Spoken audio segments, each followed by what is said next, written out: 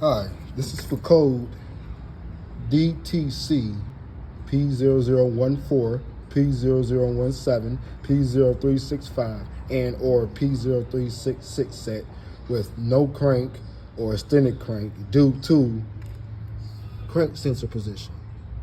Now, this video is a part of the 2015 Malibu 1.5 liter turbo vacuum pump destroying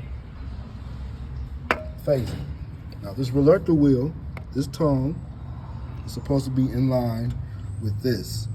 However, there is a 2-dot matrix that goes right here. And it's at the bottom. It means this one's 180 degrees out of phase.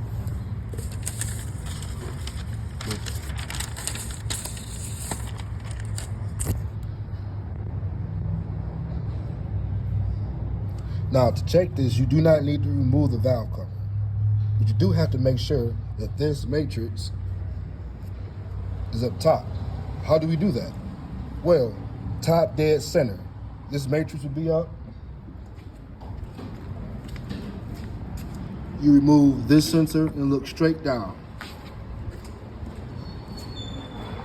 If you do not see this, if you do not see this tongue at top dead center, and you see anything else,